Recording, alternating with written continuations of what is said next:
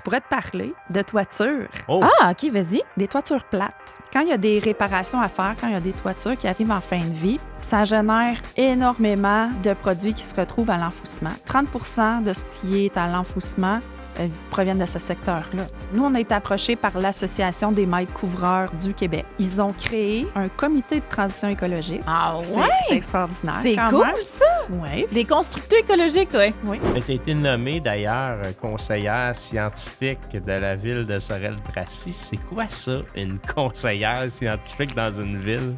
Si on ramène les protocoles scientifiques, on va tellement avoir des meilleurs résultats puis durables. Oui. C'est pas vraiment ça qu'on fait, de ce que j'ai compris. On a une recette intéressante entre les mains. T'sais, on s'est pas levé un matin, on s'est dit on va faire des panneaux isolants avec des vieux vêtements. Une économiste nous a orientés vers quel type de produit qui serait à base de textiles pour lesquels il y a des parts de marché intéressantes, où il y a encore de la place, où on pourrait être compétitif. Donc, ça vient nous donner une marche à suivre pour s'assurer que le produit qu'on développe, il va avoir une belle réception sur les marchés. Cet épisode est présenté par environemploi.org, le site incontournable de l'emploi, de l'économie verte. Avec plus de 60 000 visiteurs chaque année, c'est la référence pour trouver un emploi stimulant et porteur de sens. Et pour les employeurs, en quête de talents engagés, c'est l'endroit idéal pour publier des postes et rejoindre une communauté passionnée par l'économie verte. Enviroemploi.org, une plateforme propulsée par Enviro Compétences, la référence en développement de la main-d'œuvre en environnement. Bonne écoute! Vous écoutez le balado Ça va mieux qu'on pense, épaulé par Enviro Connexion. En direct des studios, bien entendu. Bienvenue à un nouvel épisode de Ça va mieux qu'on pense. Aujourd'hui, on reçoit Claude Maheu-Picard, qui est directrice générale au CTTEI, ou Centre de transfert technologique en écologie industrielle. Bienvenue à notre micro. Hey, merci. Bienvenue, Claude. Hey, depuis le temps qu'on en parle. Hey, j'avais hâte de Je pense que c'était comme saison 1. Avant même qu'on commence l'épisode, qu'on commence la série, je t'avais écrit, j'avais dit, si jamais il y a un balado, ça te tente-tu de venir? Épisode 4 est là. Saison 4 est là. Le Centre de transfert de technologie en écologie industrielle. Là, déjà ça, on peut-tu démystifier tout ça? Oui, je sais, c'est un nom compliqué. Oui.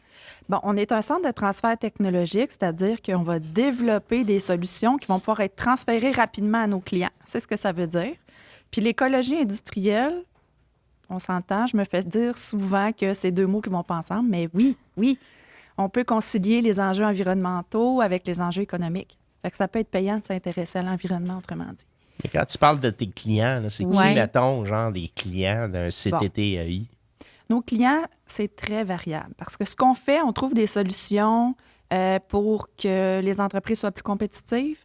S'ils font une meilleure gestion de leurs résidus, ben ça leur coûte moins cher à les gérer, ils sont plus innovants. On génère des opportunités d'affaires. Fait qu'on regarde les résidus puis on trouve, est-ce qu'ils peuvent être utilisés par quelqu'un d'autre? Est-ce que ça peut devenir des nouveaux produits? Pour que ça arrive, est-ce qu'on doit retirer des contaminants? Est-ce qu'il faut développer des nouveaux produits de zéro? Donc, on est là pour ça avec notre équipe de chimistes, ingénieurs, techniciens. On a des laboratoires. Donc, on va trouver comment on peut détourner ces matières-là de l'enfouissement. Puis là, je parle de résidus industriels surtout, mais ça arrive qu'on travaille sur des produits de la collecte sélective aussi. Là. Ah oui? Comme quoi, mettons? Parce que là, on le sait, c'est contenant emballage imprimé. Attends, mais je veux juste être sûre. Je veux juste qu'on comprenne bien ce que vous faites, OK? Tu reviendras à ta question après. Mais c'est plus dans quel secteur vous travaillez? Parce que tu dis la collecte sélective, question. Mais comme, on peut-tu juste nommer tous les secteurs? Tous les secteurs. Nous, on est assez alimentaire, textile, plastique, agricole, métallurgique. Batterie. Transversale. Tout type de résidus. Okay.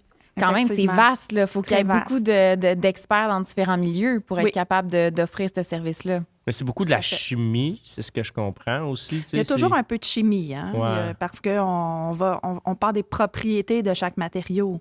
Les matériaux, chaque matériau a ses propriétés propres et a son utilité. C'est particulièrement dans le cas des emballages. Là. Chaque matériau a la bonne place, puis là, on va être certain qu'on a des bons usages pour chaque type de produit. Mais là, vous êtes là-dedans parce qu'on sait qu'il y a de plus en plus d'emballages qui sont acceptés au bac bleu. Là.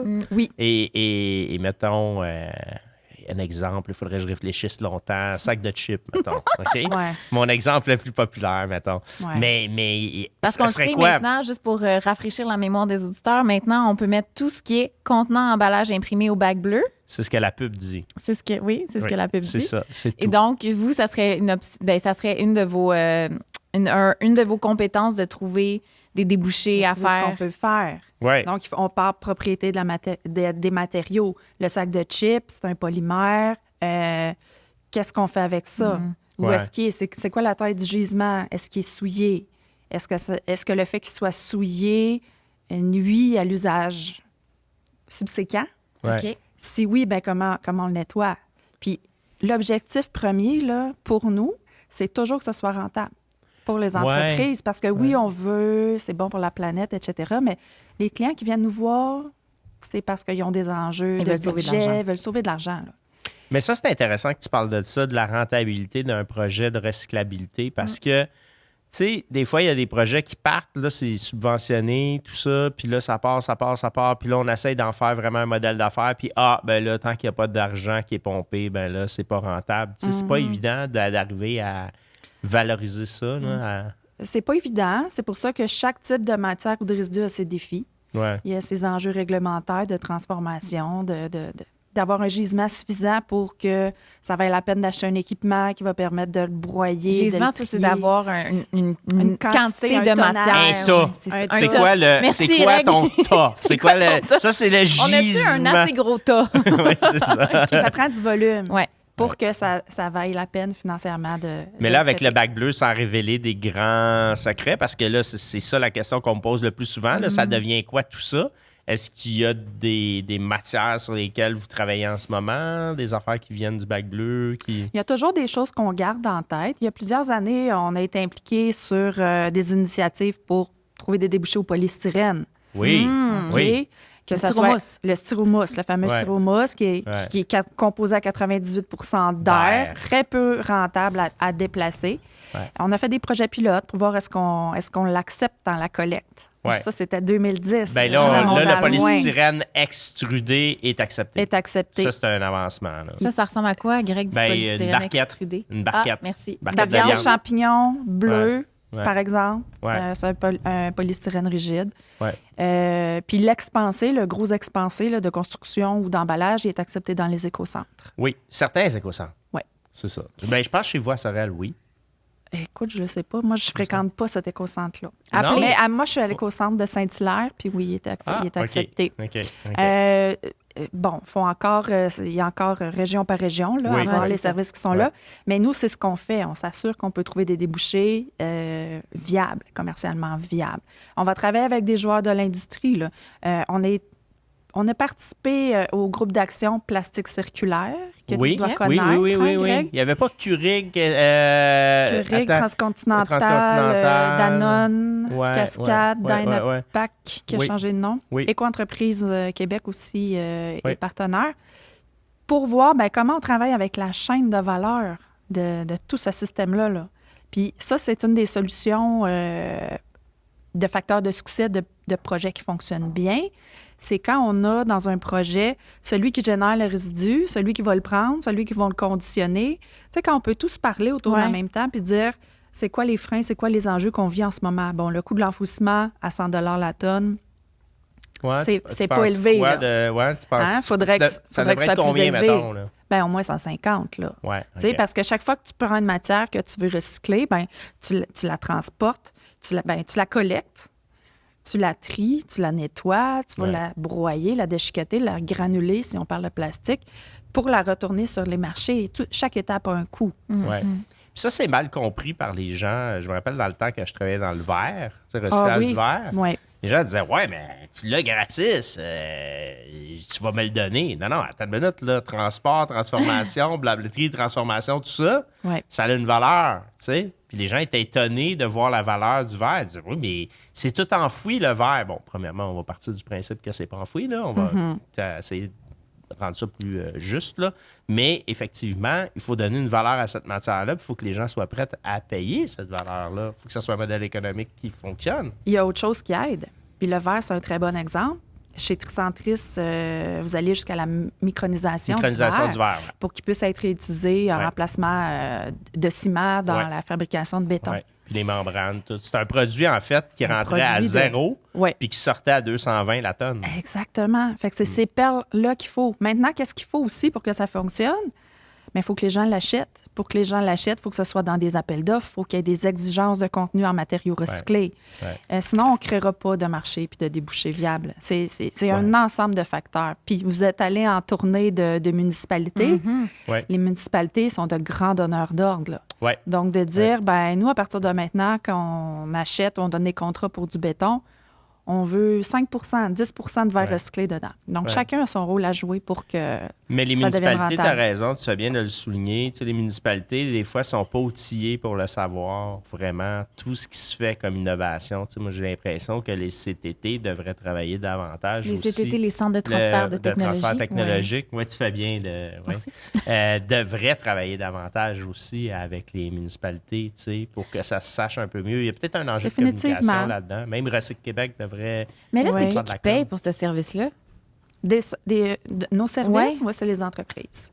OK.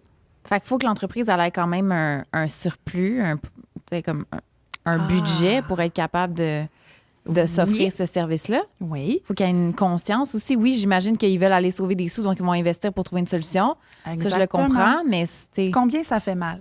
Ouais, c'est ça. C'est quoi ta J'aime ça. douleur? 1 à 10. Pour À quel avoir point ça fait mal? peut-être une solution. Exactement.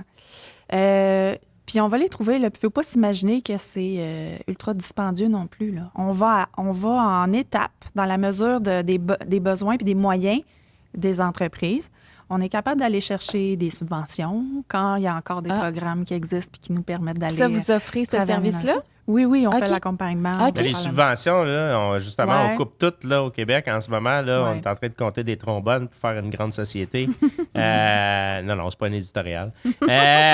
Mais comment ça se passe par chez vous avec toutes ces coupures-là? Tu sais, on sait que, bon, Recyc Québec, entre autres, est passé d'un budget de 100 millions à 15 millions. Ouais. Tu vois que ça marche pas. J'aimerais trouver le coupable. Mais chez vous, comment ça se passe? Ben, tu as réagi cet été, Grégory, à une annonce qui a été faite pour notre réseau où on a perdu, en fait, le financement du ministère de l'Économie, de l'Innovation et de l'Énergie, qui finançait une partie des frais de fonctionnement des membres de notre réseau de centres de recherche collégiaux. Lundi, on a appris que le gouvernement mettait un moratoire sur tous les programmes de financement à l'innovation. Lundi, fait que et là, aux on est la entreprises. semaine, le 27 octobre. Oui, désolé. Oui, aux journées du tournage. Donc là, oui. Ouais. Donc, il y a quelques jours à peine. Et donc, c'est difficile. Le contexte est difficile. Comment on garde le moral quand on se fait couper les ailes? Ben, disons qu'on a un écosystème, un réseau qui garde son enthousiasme et qui continue de travailler ensemble, qui est tricoté serré, qui se serre les coudes. Tu sais, quand il y a moins de financement, ce que ça fait, ben on travaille plus en collaboration. On aime mieux se partager les dollars auxquels on a accès plutôt que de les garder pour soi puis que ça finisse en bain de sang. Là, c'est pas ça l'objectif. Ouais. Quand on met les clients, les entreprises au cœur des projets, on trouve les solutions puis on trouve les moyens de rendre le service qu'il faut. Étrangement, on doit se tourner plus vers le fédéral. Ah oui? Eux n'ont pas coupé les programmes de manière aussi drastique. C'est la Mais réalité. qu'est-ce qui explique ça? Parce que, tu sais, on dit toujours, le Québec doit innover. Hein? Le Québec, même, il y a un premier ministre qui avait dit qu'il fallait se réinventer. Comment Faut on travailler. fait? Hein? Il faut travailler. Faut travailler. Ça, il y en a un autre qui Ça, a c'est dit un ça autre. aussi. Mais comment on fait quand on n'a pas les moyens? Ça coûte des sous. Je veux Ouais. dire, ces gens-là, chez vous, là, t'as des maîtrises, des doctorats, puis du monde qui ont fait des études super puissantes dans ta gang. Faut payer ces gens-là. là. Il faut payer ces gens-là, mais on prend des risques qui sont calculés. Malgré tout, je dirais que, tu sais, pour revenir à ta question sur le moral, oui, on garde le moral parce qu'on est confiant que là, on souhaite en fait que ces situations-là soient transitoires, temporaires. OK. On a aussi développé avec l'Université Laval, je ne sais pas si tu connais Marc Journeau, Oui. qui est Oui. qui est comptable, qui enseigne la comptabilité, en fait. qui est chercheur à l'Université Laval. Et puis, on a développé une méthode de calcul qui s'appelle l'analyse du coût des flux de matière. Oui, mais c'est pas lui qui travaille avec Abby? Oui. Je pense qu'il travaille Avec Abby de Nac. Collectif des Tours. Oui, Oui. c'est On ça. a un épisode là-dessus, chers Oui, auditeurs. allez si ça rattraper vous- allez l'épisode, on a rattraper- parlé de ça. Avec Ah, Collectif c'est des Tours. merveilleux. Abby Martineau et Myriam Laroche. Laroche. Larouche. Ouais. La- La roche ou la roche? La roche? On ne sait plus. Collectif Mais, des Tours. on est à une On lettre peut le dire près vite, de la roche. l'avoir. La roche. Checkez l'épisode. Mais c'est un outil puissant, là. Ouais. Ça, c'est une méthode de calcul simplifiée qu'on a développée ensemble. Il y a un guide qui existe sur Internet gratuit, mais ça permet de voir c'est quoi le coût réel de gestion des déchets. OK. Puis, Marc et Abby ont dû vous le dire, souvent, les entreprises sous-estiment de 10 fois le coût de gestion des déchets. Donc, ils pensent à combien ça coûte oui. quand le conteneur vient est vidé. Il sous-estime. Il Ça, c'est sous-estime. important. Sous-estime de 10 fois. Ouais. Fait que c'est quoi les étapes qu'ils oublient, qu'ils omettent de mettre dans le budget qu'ils font? Mais ils oublient que la matière qu'ils ont achetée, qui a passé toute leur chaîne de production, Ouais. qui a été transformée puis qui aboutit dans le container pour différentes raisons. Ça peut être de retail, des chutes de production, des produits non conformes. Cette matière-là, elle a une valeur. Ils l'ont payée, puis elle n'a pas été, elle ne s'est pas Vendue. traduite en vente. Ne serait-ce OK. que l'entreposage au prix qui est le pied carré d'un L'entreposage, entrepôt. la main-d'œuvre, Fait que la perte de vente, la perte de vente, le matériel, le temps de la main-d'œuvre. Combien que ça a coûté C'est que la tout ça personne qui le déplace en s'additionne. forklift, là? Ouais. Combien qu'il gagne la personne qui déplace? Tu sais, tout Ouais, ça, c'est des coûts. Tout ça. Ça fait réfléchir, puis c'est là qu'on arrive à démontrer que oui, ils l'ont peut-être le budget pour s'offrir les services d'un expert qui va venir creuser une situation avec eux. Là. C'est fort ça, c'est intéressant. vraiment intéressant. Oui, Ouais. oui, oui. Ça, faut. Puis Ça, la c'est- Ville de Montréal a un appel à projet qui vient d'être lancé. Là, ils vont financer ils vont offrir des services de diagnostic et d'aide aux entreprises de l'île de Montréal. Évidemment, parce que c'est Pour la mesurer ville. le coût de la gestion de leurs déchets? Ça peut faire partie des services qui peuvent être offerts. Là. Ah Donc, oui? ça, c'est intéressant. Pour les entreprises qui nous écoutent, où est-ce qu'ils peuvent trouver Sur le site de la Ville de Montréal, assurément. C'est là. facile à... OK. Ouais.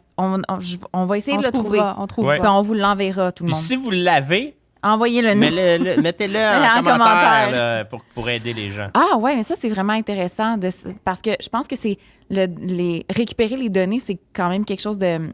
C'est très méticuleux, puis on n'a pas le goût de faire ça, c'est long. Mais là, de savoir que cette ressource-là, puis qu'on est capable de le calculer plus facilement, je suis sûre que ça va intéresser beaucoup d'entreprises. ça. Oui, puis il y a des experts là, pour accompagner du côté de Synergie Montréal, entre autres. Mais il y a 4 niveaux, là. Donc, c'est pas obligé d'être très compliqué. On peut commencer par un premier tour de roue pour voir, c'est quoi mes coûts? Ça vaut-il la peine que je Ouais. creuse? Puis ensuite, il y a 4 niveaux de difficulté, si je peux dire, Ouais. de complexité dans le calcul. Puis, c'est à la portée de toute entreprise, là.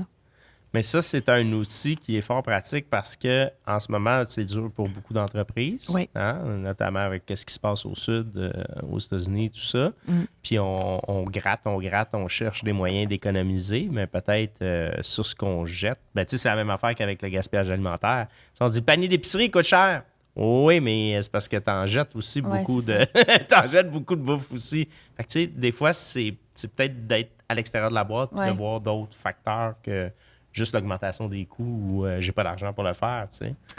Fait que as-tu des exemples concrets dans chaque secteur où on pourrait comprendre là, comment vous accompagnez les entreprises? Fait que si, mettons, partons de l'alimentaire. Y a-t-il un exemple concret d'une entreprise ou une organisation que vous avez accompagnée puis vous avez été capable de trouver un débouché? Écoute, dans l'alimentaire, on est moins là. OK? Mais dans le plastique, mettons. Parce qu'on a des centres dans notre réseau qui sont spécifiques ou spécialisés là-dedans. Dans les Tu CTT. sais, on essaie de ne pas, de pas se recouper, OK, Ouais. OK. recouper les expertises ou empiéter sur les territoires des autres. OK. Je pourrais te parler de toitures, Oh, Ah, OK, vas-y. OK? Des toitures plates oui. qu'on peut trouver, par exemple, sur les toitures de commerce, d'usines, etc. Même à Là, Montréal, moi, je suis sur plate. il y en a beaucoup de toitures. Énormément, plates. énormément. Ça, c'est pas du bardeau, là. Non, c'est un On parle à une assemblage fille qui connaît de... pas la construction ici. hein. OK. Toiture plate, c'est un mélange de... Tu vas avoir un contreplaqué, tu vas avoir une grosse épaisseur d'isolant, OK. OK? Polyuréthane, quelque chose similaire, OK. avec une membrane bitumineuse. Donc là, c'est du comme goudron. du bardeau d'asphalte, mais au lieu d'être en format de bardeau, ça va être des grandes plaques ou des grands OK. rouleaux là, qu'on va aller étendre OK. sur les toitures. Puis souvent, ça, on recouvre ça de gravier, etc. Donc, les toitures commerciales et industrielles sont faites comme ça. Puis quand il y a des réparations à faire, quand il y a des toitures qui arrivent en fin de vie, ça génère énormément de produits qui se retrouvent à l'enfouissement. Puis à l'enfouissement, les résidus du secteur construction, rénovation, démolition, Les c'est fameux 30 CRD, là. Les CRD, 30 de ce qui est à l'enfouissement proviennent de ce secteur-là. Oui. Nous, on a été approchés par l'Association des maîtres couvreurs du Québec. OK. Et eux, ils ont créé un comité de transition écologique. Ah C'est extraordinaire. C'est quand cool, même. ça! Oui. Des constructeurs écologiques, toi. Oui. Ben, nous, on les aime. Comme Brick Ressick, c'est nos amis. Ben oui. Et puis, ils ont cette volonté-là là, de dire qu'est-ce qu'on peut faire, comment on convainc nos membres d'adopter des meilleures pratiques. Alors, on a regardé qu'est-ce qu'on peut faire avec ces matériaux-là. On a fait un premier diagnostic pour voir, ben, OK, il y a du potentiel, à quel endroit. Qu'est-ce qu'on peut faire avec des membranes bitumineuses? OK. Est-ce que ça peut aller en cimenterie? Il reste du bitume là-dedans. Quand tu dis en cimenterie, là, c'est pour de la valorisation énergétique. Énergétique, Chauffer comme les- combustible, Ouais. OK. en remplacement du Du gaz charbon. ou de l'électricité. Charbon, Ou charbon charbon. même. Oh, charbon dans les cimenteries. OK. Oui, oui. Ah ouais. Oui. Donc, ça, c'est intéressant. Mais les gens de l'association, eux, ils ne connaissent pas le réseau là, des recycleurs, des centres de tri, etc. C'était pas... c'était inconnu pour eux. Là. Mhm. Nous, on a organisé en mai un atelier de maillage, en fait, privé. On a invité à la table des gestionnaires de centres de tri, des gestionnaires de centres d'enfouissement, des cimentiers, De centre de tri de CRD, on s'entend. de CRD. Oui, non, mais c'est important Oui, d'apporter tu as la raison. nuance. Oui, pas le bac bleu. Pas le bac Non, bleu. résidus de CRD. construction, Ouais, genre, genre de la brique, de l'asphalte, ou, ouais. Mais genre la etc. chaîne de valeur, comme tu disais. Toute là. la chaîne de valeur. On a même eu quelqu'un du ministère de l'Environnement. Oh. Donc, on a amené tous ces gens-là à la même table. On est allé même chercher des gens de l'équipe de Louis Desourdis, qui est très active Oui, au niveau du Des CRD. recyclage des Ouais. CRD. Puis, on a fait des tables de discussion. C'est quoi les freins? Si toi, tu acceptes le bardeau à partir de demain, sous quelle forme tu en as besoin? Puis, est-ce que tu payes pour ou il faut qu'on te paye? Donc, tout ça, ça a permis en 3 heures, je dirais, de réfléchir à l'amorce de création d'une filière pour valoriser ces produits-là. En 3 heures. En 3 heures, on a réussi à faire du match puis se rencontrer des gens qui ne savaient même pas que l'autre existait. Là. Ah ouais, c'est ça. C'est puissant. tellement Éclater hot. les silos. Éclater On les silos. éclate les silos. Puis là, ben, cet automne, on a un projet pilote. On est allé sur des toitures. On a comparé est-ce qu'on trie sur le chantier. Est-ce qu'on envoie plutôt ça directement au centre de tri puis c'est trié par les équipes de tri? Est-ce qu'il y a une différence dans la valeur des produits? Mhm. Les gens des centres de tri, est-ce qu'ils ont des débouchés pour les différents produits? On est en train de finaliser ça. Puis tu sais comment on sépare aussi les différentes matières? Tu sais, est-ce que ça se peut qu'on sépare le bois ou le bois est trop contaminé à cause du pétrole ou du goudron? Ou, tu sais, il y a toute cette analyse-là. Plus que ça même, parce que ces produits-là, souvent, ils vont être assemblés, ils vont être collés. Oui. À la Puis torche. là, l'association pourrait dire, OK, maintenant, on essaie de ne plus utiliser ça, on va faire des Ouais. ancrages. hein? Donc, ça va Oh. être ancré. Donc, on peut Fait que venir même dans- influencer même la pose des nouvelles toitures pour qu'en fin de vie, ils vont être plus faciles à démanteler, puis on va être sûr. Fait que là, on vient travailler. Là, c'est vraiment de l'économie Mais circulaire. là, ça, là. c'est vraiment fascinant parce que ça part d'une idée d'arrêtons de l'enfouir, puis c'est rendu à OK, nos prochains couvreurs, on va les former avec les nouvelles techniques d'ancrage plutôt que le chalumeau, tout ça. Ouais. Fait que, tu sais, c'est que ça a un impact positif. Tellement. tu sais. Mais là, on fait appel beaucoup au changement, là, tu sais, aussi. Ça appelle C'est au l'innovation. changement. Il faut rencontrer, prochaines étapes, les firmes d'ingénierie, les architectes, pour les convaincre qu'un produit ancré est aussi bon, aussi bonne qualité que Ouais. le produit collé. Fait qu'il y a des changements dans toute Oui. la mentalité, dans les attentes, présenter ça au client pour que le client soit rassuré, parler avec la compagnie d'assurance. Oui, parce que c'est un toit. Un toit, ça fait quoi? Ça coule. Une chose que j'ai apprise aussi, dans beaucoup de cas, les toitures sont remplacées alors qu'avec quelques réparations, pour avoir une durée de vie de 10 ans, 15 ans, de plus. Oui. Ah oui. Fait qu'on les remplace trop tôt. Souvent pour des questions justement d'assurance ou Ouais. d'autres, ou de budget à écouler. Là. auprès des clients du C'est public, niaiseux, par là. exemple. Ben, c'est ça. Les organismes Ah, publics qui ont Elle des garantit budgets 20 ans, mais à 16 ans, Ouais, on c'est ça. change. On la change, on prend pas de chance. On a encore l'idée que le neuf, c'est mieux. Alors qu'il existe plein de techniques. Par thermographie, on sait si une toiture a besoin d'une réparation à tel endroit. On peut venir faire un carré, remplacer un endroit seulement Ouais. s'il y a des C'est pas juste pour problèmes l'asphalte d'étanchéité. sur les routes qu'on peut faire une patch. Ça se peut. Tout à fait. Mais parlant de toi, là, moi, j'ai été bien impressionné par l'affaire du toit du stade, là. Le Oui. projet du toit du stade. Je sais pas On où reste t'es dans la rendu. toiture. Je sais pas, on reste dans les toitures, mais je sais pas où t'es rendu. Donc, vous travaillez à trouver des débouchés pour la fameuse toiture du stade, c'est ça? Eh oui. C'est tout un projet. La toile. là. La toile. Ben, Toile. l'armature. L'ensemble des composantes. Parce Oui, que c'est ça.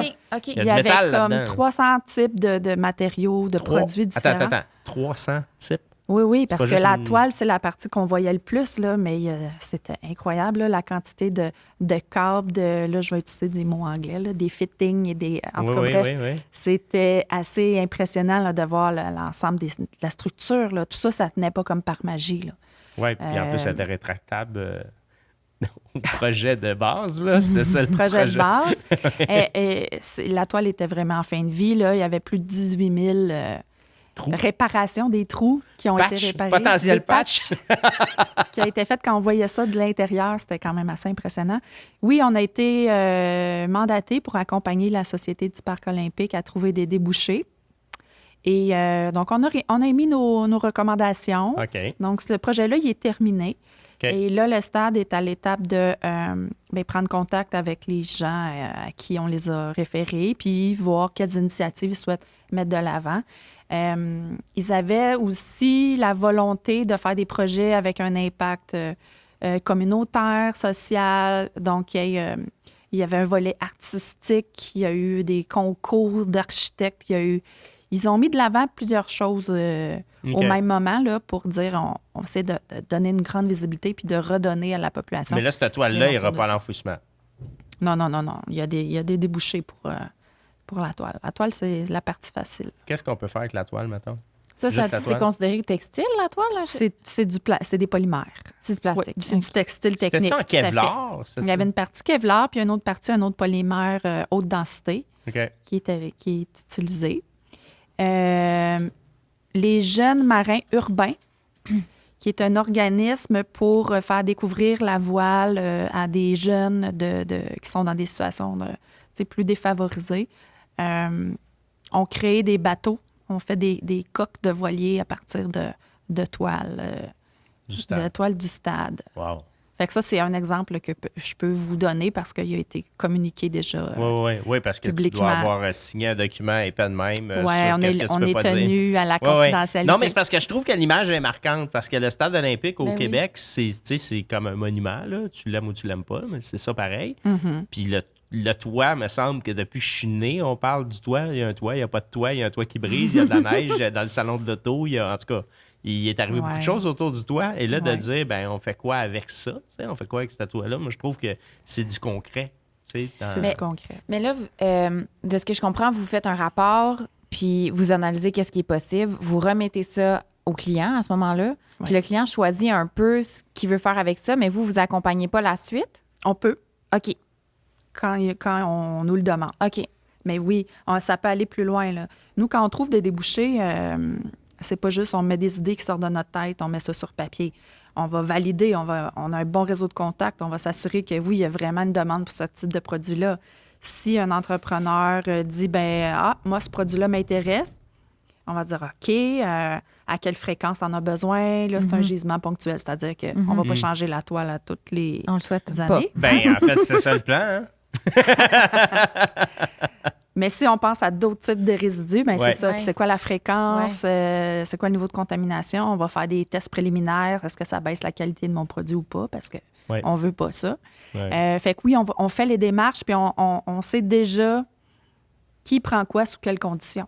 OK. Donc, les clients, ils ont toute l'information en main pour faire les bons choix. OK. Puis on peut les accompagner ensuite là, dans la démarche. Un des enjeux où je pense qu'il faut qu'on travaille, tu me diras si je me trompe, c'est les tissus, les vêtements. Oui. Êtes-vous impliqué là-dedans? Oui. On a développé dans la dernière année un panneau isolant. Le marché, ce serait la construction résidentielle. À partir de vêtements post-consommation, c'est-à-dire des vêtements recyclés que vous rapportez dans des centres de dons, par exemple. Les centres de dons, vous savez qu'ils sont submergés. Hein. Ils ont Mais du submergé mal de chiennes et de chenoutes aussi. Aussi, de plus en Oui. plus, malheureusement, mais submergés déjà de vêtements, ils n'arrivent pas à ouvrir tous les sacs. C'est des bénévoles qui trient dans des sous-sols. En tout cas, on en a visité plusieurs. Ouais. C'est pas tout le monde là, qui est équipé et qui a les moyens de renaissance.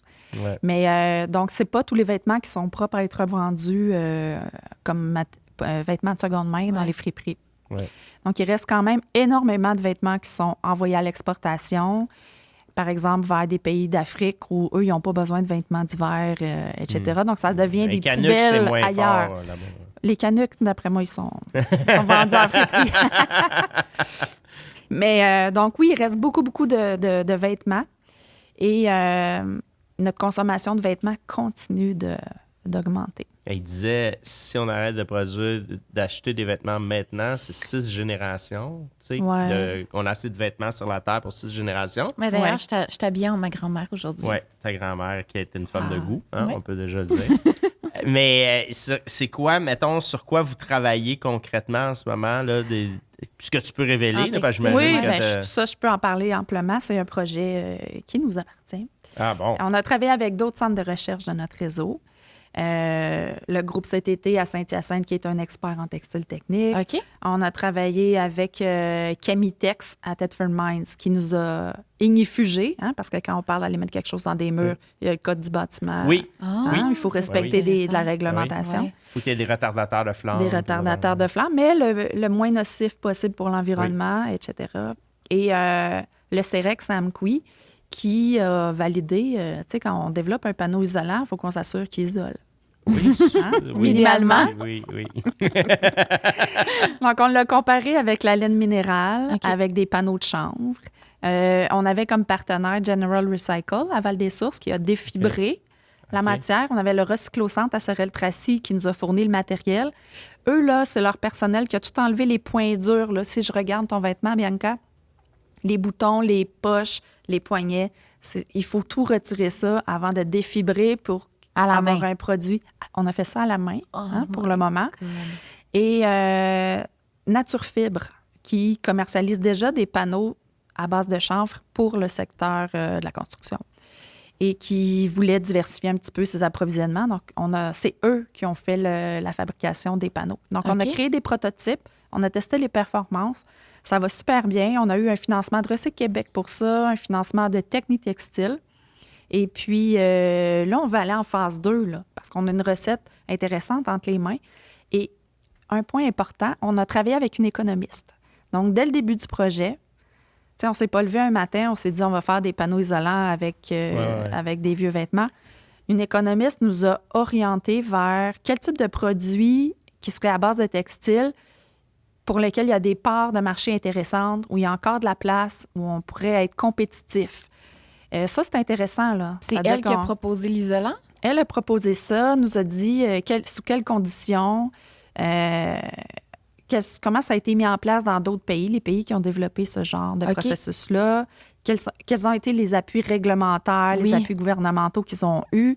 Donc, ça vient nous donner une marche à suivre pour s'assurer que le produit qu'on développe, il va avoir une belle réception sur les marchés. Ben oui, Ça, c'est rassurant pour tout le monde, là. C'est Ouais. rassurant pour les bailleurs de fonds qui nous allouent des montants. C'est rassurant pour le manufacturier, hein, Naturefib, Ben qui oui, est ben impliqué, oui. qui sait qu'il y a du potentiel pour ce marché-là. Et donc, tu sais, quand on parle qu'au niveau, qu'on fait de la recherche appliquée, c'est vraiment ça, là. Donc, on répond à des besoins terrain, puis on avance en sachant que il va y avoir des résultats intéressants pour tout le monde.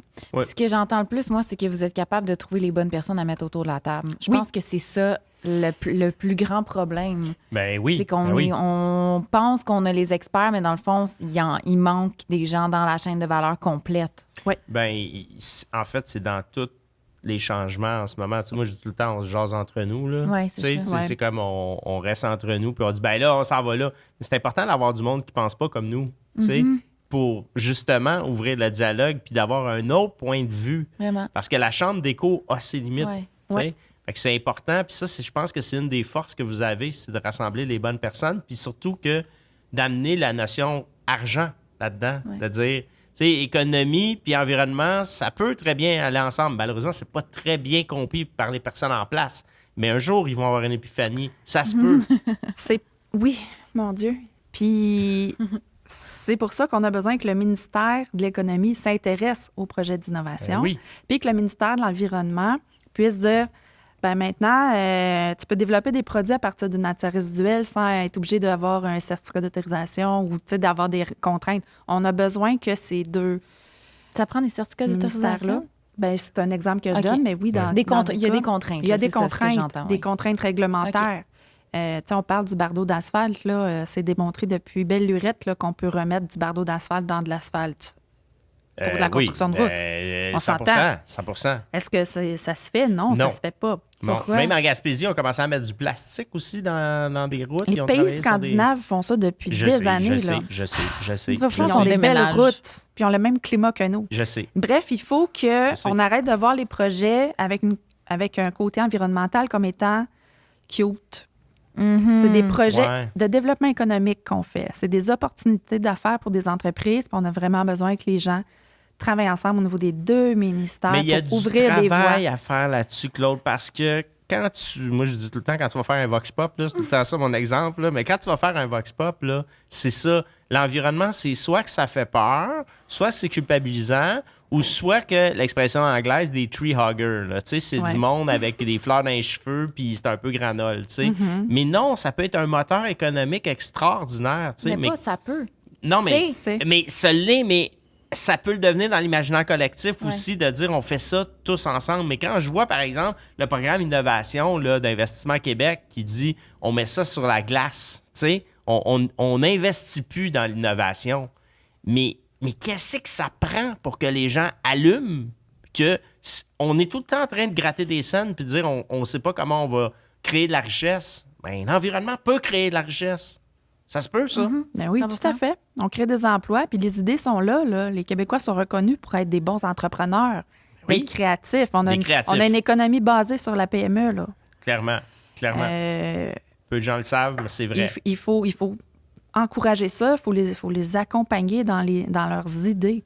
Quand il y a une opportunité d'affaires, ils vont être présents. Là. Totalement. C'est clair.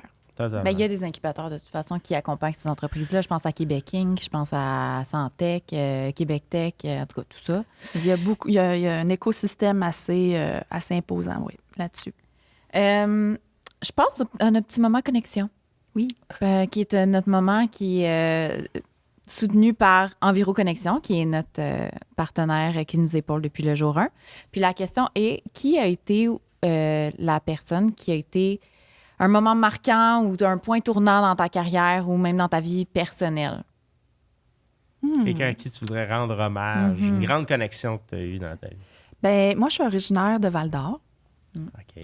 et j'ai côtoyé Henri Jacob quand j'étais au cégep. Je ne sais pas si vous connaissez Henri Oui. Jacob Moi, je sais avec pas Richard c'est qui. Avec Richard Desjardins. OK. pour la forêt boréale, etc. Donc, il est un militant, Qui je est dirais, encore très actif. encore très actif. Et puis, j'ai eu la chance de le côtoyer quand j'étais au cégep, en fait. Puis, moi, ça m'a... en fait, il était venu au cégep recruter des jeunes pour qu'on puisse instaurer la collecte sélective dans la ville de Val-d'Or. Écoute, ça, c'est les années 1989-90, OK? Oh! Ça n'existait pas tant, là, la collecte Non, sélective. non. Moi, ça m'a donné une impulsion. J'ai instauré le premier système de collecte du papier au cégep de Val-d'Or. Le directeur du cégep m'avait donné un go. On avait appelé Tembec, donc qui était la papetière au Témiscamingue, qui nous avait envoyé des barils avec des sacs de jute. C'est moi, avec des amis, on a commencé à faire le tour, à parler avec les secrétaires. On commence à ramasser le papier. Puis, des gros sacs de jute. On a fait la collecte du papier à Val-d'Or au cégep en 1990. Ça, c'est grâce à ta rencontre avec Henri Jacob. C'est rencontre avec Henri Jacob. Puis aussi, on a fait de l'ornithologie, etc. ensemble. Fait que ça a été comme un aimant déclencheur parce que j'ai vu que je pouvais faire quelque chose. Puis j'ai vu comment fonctionnait un conseil de ville. parce qu'on avait fait signer des pétitions dans la population et tout ça. Fait que ça m'a donné une première incursion dans ce milieu-là. Puis j'ai décidé de poursuivre sur cette lancée-là. Fait que là, je le fais en accompagnant les entreprises aujourd'hui dans leurs défis d'innovation et de compétitivité. Fais-tu encore de l'ornithologie? Très peu. OK. Très peu. Mais est-ce qu'au cégep, suite à cette rencontre-là puis à ces initiatives-là que tu as mis en place, c'est-tu là que tu t'es dit, OK, je veux aller... Parce que tu as étudié en chimie, il me semble? Je suis ingénieure. Ingénieur? Oui, j'ai fait génie unifié, une OK. discipline qui n'existe plus, mais qui était une combinaison de différentes formes d'ingénierie. Il n'y avait pas génie chimique là-dedans. Chimique, informatique, c'était tout électrique, ça ensemble? mécanique, civile. Oui, C'est j'ai tout spécial. fait ça. Oui, mais ça OK. faisait des ingénieurs multidisciplinaires. Oui, c'est ça. Aujourd'hui, on recherche ça. Ouais. Fait que peut-être Ouais. qu'ils pourraient relancer le Ouais. parcours. J'ai une maîtrise en génie chimique aussi. OK, c'est ça. OK.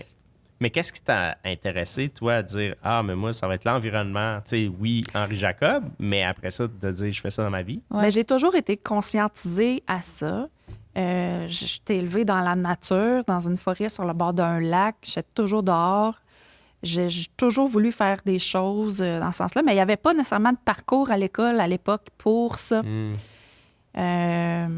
Malheureusement. Puis les premières jobs en environnement, on va se le dire, là, les premiers employés, là, les postes en environnement, c'était dans la grande entreprise. Puis le but, c'était de remplir les rapports pour envoyer au ministère que, oui, Ouais, on c'était plus la polluait pas conformité, trop. ouais. Tu sais, Ouais. C'est plus la conformité. Voici ta conclusion. Tu peux commencer, mais ça va finir de même, le rapport.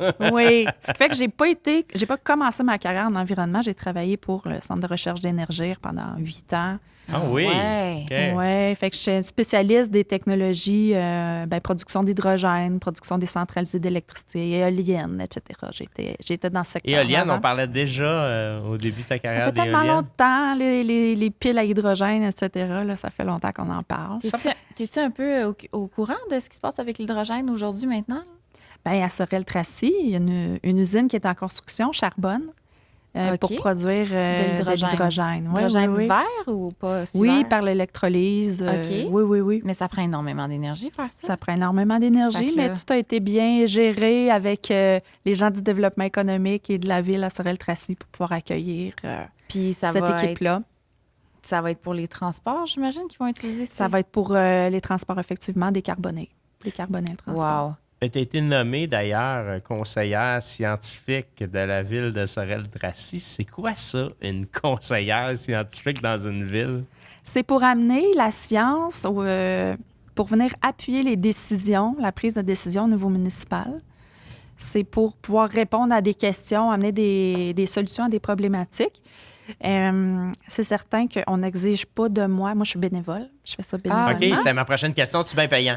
Mais C'était pas C'était écrit pas dans les vrai, questions. C'est ça, c'est bénévole.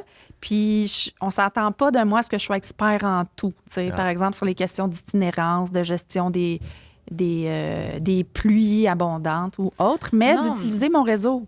Mettre Oui. la Ton réseau, contribution puis à mon j'imagine réseau. ton protocole scientifique aussi. Oui. Je pense que c'est ça qu'on oublie, puis c'est ça que Claudel nous disait, Claudel Pétrin-Desrosiers nous disait que si on ramène les protocoles scientifiques, on va tellement avoir des meilleurs résultats puis durables. Oui, Puis c'est pas vraiment ça qu'on fait, de ce que j'ai compris non, en ce ça a moment. l'air d'être une règle du pouce d'indécision des fois. Là. ben, c'est le manque de temps, le manque de ressources. Souvent, ils ne savent juste pas que cette information-là existe. Là.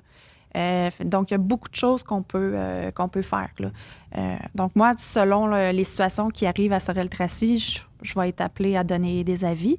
Je suis beaucoup impliquée dans le développement économique aussi. OK. Parce qu'il y a un tournant là, qu'on est en train de prendre à Sorel-Tracy de l'industrie à l'origine. Hein, à Sorel-Tracy, c'est l'industrie métallurgique, Oui. les ateliers d'usinage. Bon.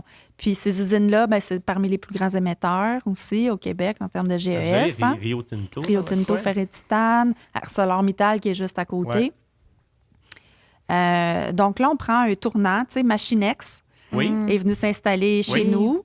On va avoir TDF Canada qui va venir aussi pour le recyclage de d'autres types de plastique, en fait, les PET. Ah oui, OK. Donc, on a Boralife qui fabrique des produits de bois de construction, mais avec des procédés écologiques de traitement, OK. en fait, pour améliorer la durée de vie du bois. Et donc, tout ça, on a cette tournure-là qu'on est en train de prendre. Donc, au niveau du démarchage qui est fait pour venir définir le développement économique, je vais être consultée pour dire, est-ce que cette entreprise-là, quelles questions on leur pose pour s'assurer qu'ils vont être des bons citoyens corporatifs. Oui. On a une symbiose industrielle, c'est-à-dire qu'on veut s'assurer que les résidus d'une entreprise soient utilisés par d'autres ou qu'on puisse mutualiser des services et autres. Donc, ça permet de faire cette intervention-là, puis d'avoir ce regard-là. Donc, c'est en même temps une occasion de venir mettre l'économie circulaire au sein du développement économique puis du développement de la ville. Puis oui, du parce que la territoire, ville, plus c'est largement. difficile au niveau des emplois à Sorel-Tracy. Ça a été... On a eu des annonces difficiles dans les dernières semaines avec une fermeture d'une usine, l'usine des poudres métalliques. Mais avec les gens qui sont en place, on est confiant là, qu'on va pouvoir tirer notre épingle du jeu quand même. Les élus... Il n'y a pas des élections, le 2, ou il est déjà élu par acclamation? Il y a des élections. Il y a des élections, le 2? Oui. OK. C'est à suivre, hein? Puis ce poste-là, est-ce que tu sais s'il y en a dans pas mal toutes les villes du Québec? Ou On est encore peu nombreux. Parce que je trouve que c'est d'une richesse pour une ville d'avoir ça. Ouais. Puis Tout à fait. éventuellement, ça serait le fun que ça soit rémunéré, mais tu es très généreuse. Il y en a qui sont rémunérés. OK. Oui. Si je pense à ma collègue Julie Maude Normandin, qui est à la ville de Longueuil, elle, c'est un poste complet à temps plein. OK. Elle est rémunérée pour faire ça. Longueuil, on s'entend que c'est une ville Un petit peu plus d'argent. un petit peu plus d'envergure aussi, là, tu sais, que Sorel-Tracy. Il y en a qui optent pour des groupes de chercheurs. Ça va être le cas, par exemple, de Drummondville. Ils ont 3 chercheurs qui se partagent le travail. Même chose pour Gatineau. Donc, il y a des annonces qui vont être faites là, dans les prochaines semaines parce qu'il y a d'autres villes qui emboîtent le pas. On est une vingtaine là, de conseillers, conseillères c'est scientifiques. fun, là. Je suis contente de savoir ça. La semaine prochaine, on reçoit la conseillère scientifique de la ville de Grenoble qui va être à Mirabel. Oui. Ouais. À Mirabel? Oui. On peut-y aller? Pourquoi pas? Ben oui. On va Je veux dire, ça va mieux qu'on pense. Je suis présidente de la table, je peux t'arranger ça. Ah bon, elle va être là, elle va être là en première rangée. Ça fait du bien. Oui. Donc, c'est comment on peut amener la science au cœur des décisions municipales. Mais oui. Mais je pense que ça va rassurer beaucoup du monde parce que, tu sais, qui dit science dit mesurable, là, tu sais. Fait Puis les villes ont déjà beaucoup de données, hein? Ouais. Ils ont des données sur toutes sortes de choses. Donc, qu'est-ce qu'on fait avec cette information? Ouais, c'est ça. Comment on l'utilise? Comment ça nous permet d'améliorer les services? Parce que la ville, c'est aussi c'est d'abord et avant tout des services aux citoyens, de collecte de matières. C'est important de le rappeler. C'est un service aux citoyens. Hein? Toujours, je répète ça tous les jours. Service aux citoyens. Ouais. Mais justement, tu parles que les villes ont beaucoup les données. Puis là, je vais peut-être te poser une question hors de ton champ d'expertise ou peut-être pas. Mais est-ce que tu penses que les villes y ont réellement cette transparence? Tu sais, nous, on a reçu 10 maires et mairesses inspirantes. Fait que c'est sûr que c'était des gens qui, naturellement, ils portent ces valeurs-là. Mais sincèrement, les villes, est-ce qu'ils ont cette transparence-là de vouloir laisser, utiliser toutes les données et les démontrer pour pouvoir améliorer les processus? Je pense qu'il manque de moyens, il manque de temps. Parce que c'est pas toutes les villes où ils ont des maires à temps plein, où ils ont des. On pense quand même aux petites municipalités. Là, il y a plein un de petit peu plus de 1000 municipalités au Québec qui n'ont pas. C'est pas un manque de volonté, c'est souvent un manque de moyens. Souvent, on leur dit vous avez plein de données, mais OK, mais quelle donnée est importante?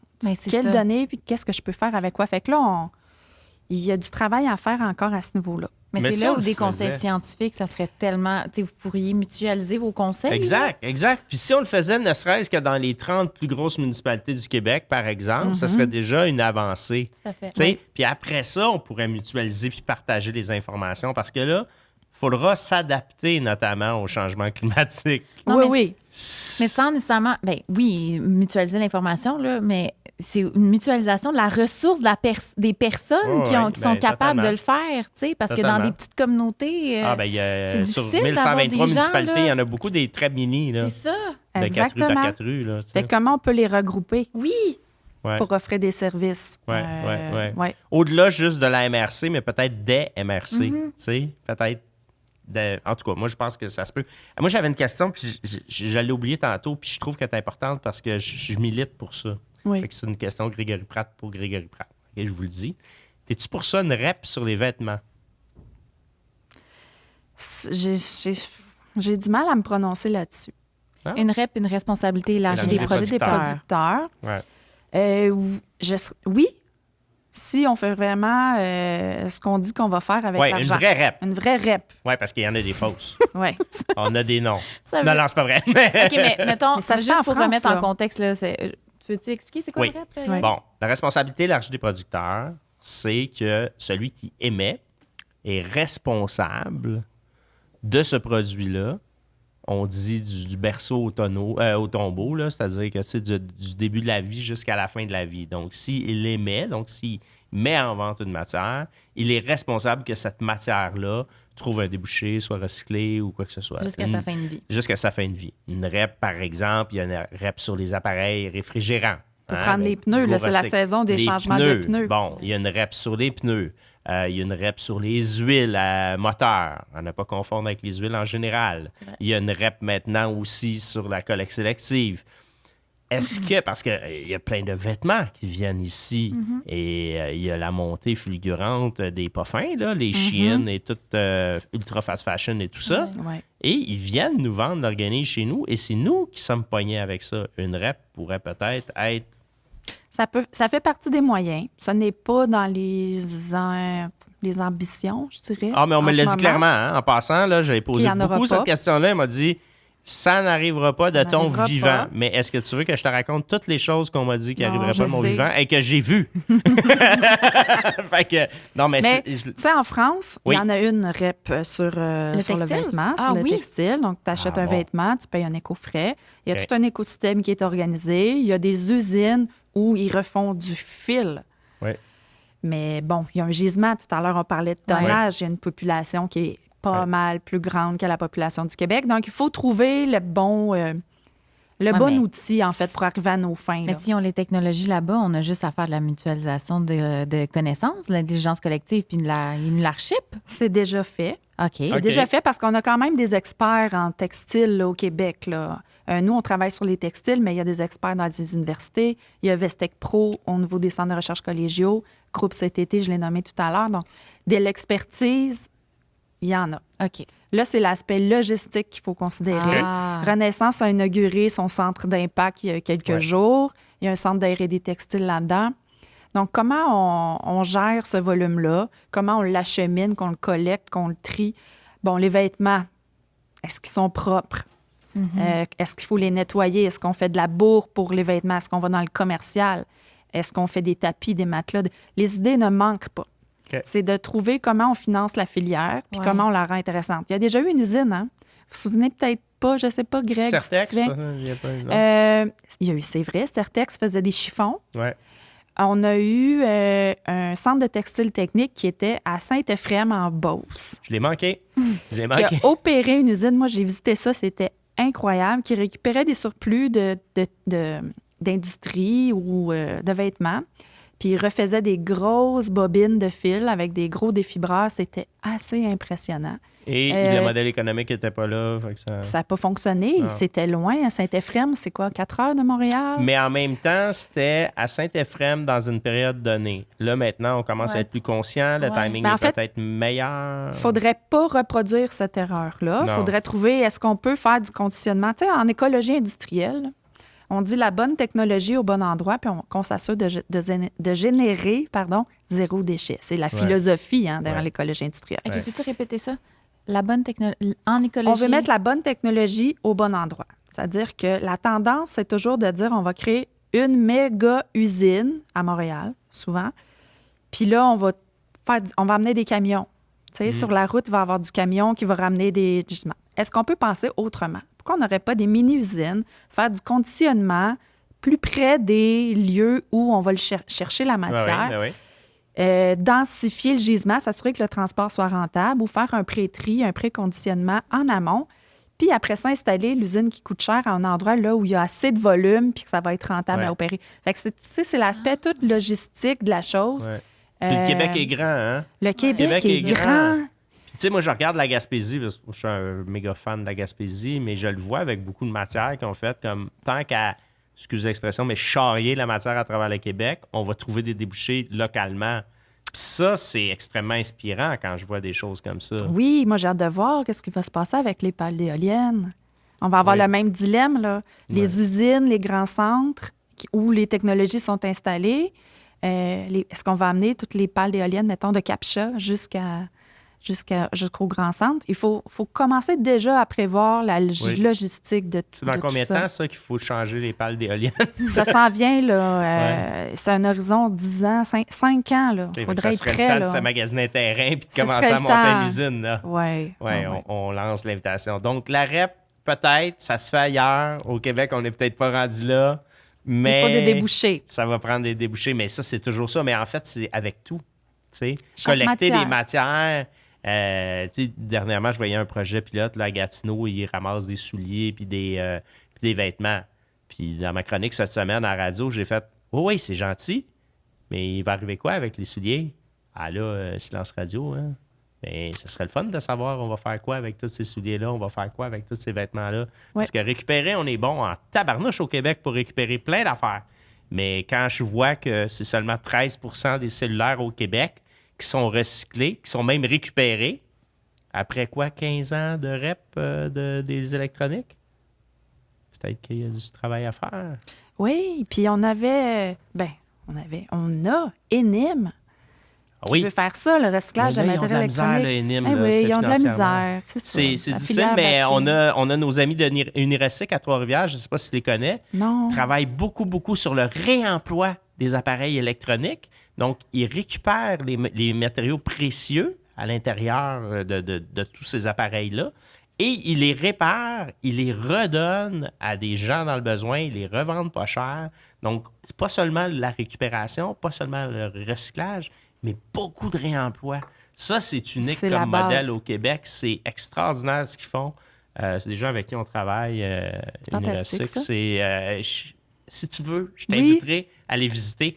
Puis en plus, c'est une entreprise de réinsertion. Ah, Donc, oui. des gens avec des limitations physiques ou intellectuelles. C'est vraiment, Très vraiment beau intéressant. ce qu'ils font. Moi, j'ai une question niveau textile, justement. On voit beaucoup, là, puis encore une fois, peut-être que tu n'auras pas la réponse, je ne sais pas. Mais on voit beaucoup des nouveaux textiles à base de alimentaire. Oui. Le cuir d'ananas. Le là, cuir genre. d'ananas, Le cuir cuir de d'ananas, pomme, bon, tout ça, Ouais. là. C'est-tu bon pour vrai, ça? Comme souvent, on va me dire, ah ouais, mais ça durera pas dans le temps, c'est pas si durable que ça, dans le fond, ça se décompose pas pour vrai. Je peux pas te dire, j'ai pas vu d'études là-dessus, là, OK. qu'est-ce qui arrive, le cycle de vie, qu'est-ce que ça remplace. Je pense que ça a sa place. Ça permet d'utiliser si on pense à Flora, qui Ouais, utilise ouais. bon, les résidus Ouais. de la C'est le fun, pomme. ce qu'ils font. Fait que ça, c'est le fun aussi. Ce qu'il faut peut-être éviter comme piège, c'est de dire, parce que j'ai déjà entendu ça au premier semestre sur l'économie circulaire à Toronto, une entreprise qui avait lancé un cuir végétal comme ça, puis disait, ben là, on vise, par exemple, les sacs à main, le marché des sacs à c'est main. ça. Mais là, si ça va bien, on va prendre l'expansion, puis on va pouvoir faire des fauteuils, etc. Puis là, c'est comme, tu dis, OK, là, elle reprend le modèle traditionnel de, Mhm. là, on vise, on va faire les grosses usines. Puis là, après ça, ben, tu sais, quand tu prends des résidus de pommes, puis que tu les valorises, c'est une chose, mais est-ce que tu vas être obligé d'en venir à faire pousser des pommes pour produire ça. ton produit? Excellent point. Tu sais, c'est la réflexion à avoir autour de ça.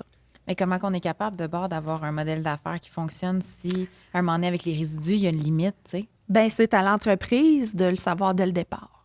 Puis peut-être qu'après ça, elle pourra varier, dire, ben si ça fonctionne avec la pomme, est-ce que ça fonctionne avec la poire? La ou pêche, autre. Puis après ça, ben ils pourront peut-être prendre, je connais pas, j'ai pas parlé dernièrement avec ces gens-là, avec Grégory Hersan. C'est vrai, c'est vrai.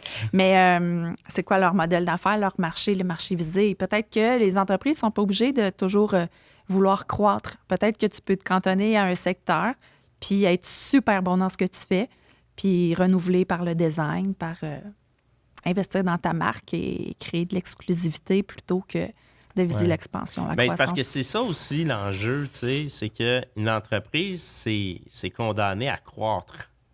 Tu sais, ça Ouais. veut faire des bénéfices, puis ça veut croître. Ouais. Fait que là, on arrive à un moment donné, justement, de dire, ben là, il faut-tu planter des pommes pour faire des sacs Ouais, à main en cuir de pomme, ou ça va juste rester comme ça, puis l'expansion va se faire autrement. Fait que, tu sais, il y a tout... Il y a c'est ça à le même aussi. réfléchir. Puis même les gisements, c'est la même affaire dans toutes les Toujours. matières. sais, moi, je le voyais avec le verre à l'époque, quand je travaillais dans le verre, il y a un gisement de verre. Mais là, si tu as tout vendu ton verre à un client, tu fais quoi pour servir tes autres clients? Tu crées de la demande, là. Là, tu crées de la demande. Fait que, Puis c'est ça. Puis là, tu as investi dans un microniseur, il t'a coûté cher, ça t'en prend du verre pour ça le prend bien du rentabiliser. volume. Ouais. Fait que c'est tout ça qui est... on a un paradigme à changer au niveau de notre façon de qu'est-ce qui est un succès d'affaires. Tu sais, ça reste basé oui. sur l'augmentation du chiffre d'affaires. Puis, tu sais, dans le coût des choses qu'on achète, on n'a pas les autres externalités, l'impact environnemental, social. Ouais. C'est difficile à calculer. Là, Mais il y a du c'est travail pas à évident. faire là-dessus, justement, parce qu'on enseigne toujours la croissance à l'infini. Mais la croissance, c'est Dominique Champagne qui disait ça. Il y a une limite au nombre de tomates qu'on peut planter, qu'on peut avoir par plant. Tu sais, je veux dire, à un moment donné, c'est ça, là. C'est que- Oui. Mais, tu sais, comme citoyen, on a un rôle à jouer aussi. Tu sais, nous aussi, on encourage cette croissance-là. On veut toujours Totalement. plus de biens, tout ça. On a notre argent dans... On met nos fonds de pension. On a des REER, hein? On veut avoir Oui. des revenus à notre Les retraite. rendements, ouais, c'est Alors, ça. on a tu besoin de dis. rendement. Ouais. C'est un peu un servicieux. On est un peu coincé là-dedans. Oui, c'est vrai. Non, tu as raison. Puis en plus, tu sais, le 100 000 que tu vas mettre de côté maintenant, il va valoir combien ton 100 000 dans 20 ans? Ça risque d'être un gag, là. Tu sais, c'est pas sûr que tu vas arriver, on le sait pas. Fait que c'est- Mais on avait dit qu'on restait positif, là. Non, mais on en parle. Non, mais on en reste parle. positif, mais on peut Mais on parler va de être ça. positif, là.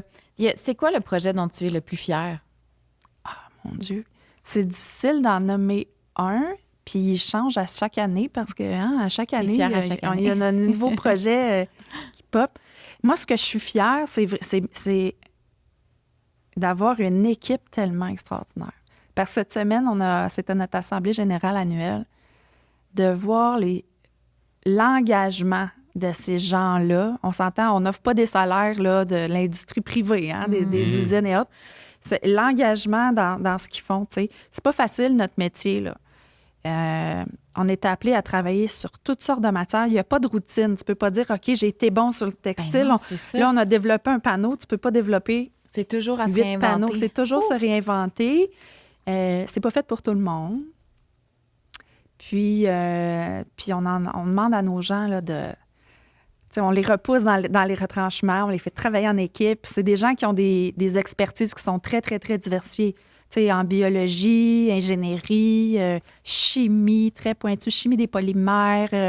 Il y en a qui ont des profils plus du côté social, animation, animation d'ateliers de maillage, ateliers de chaîne de valeur. Fait que, comment on fait travailler tout ce monde-là ensemble?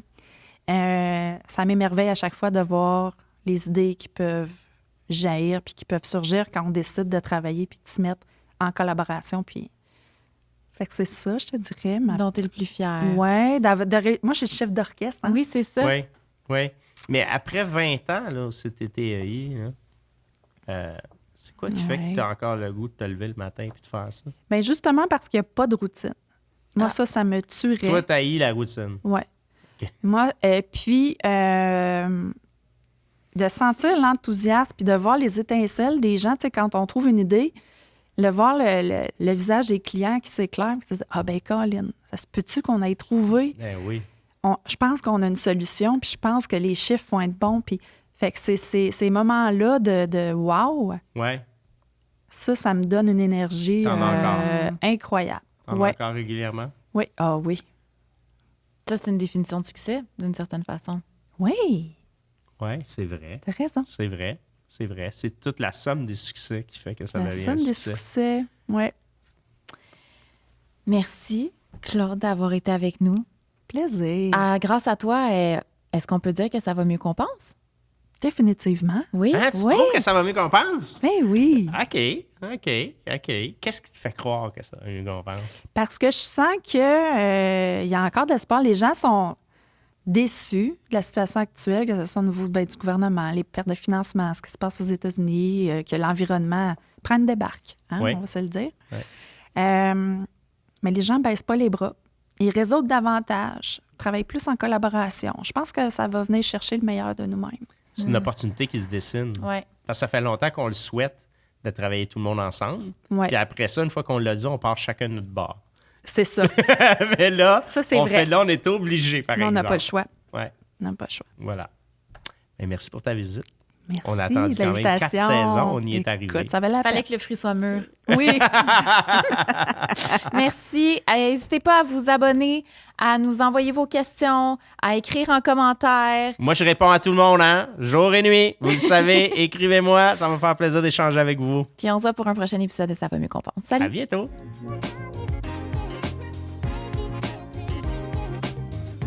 Vous écoutez le balado Ça va mieux qu'on pense, épaulé par Enviro Connexion.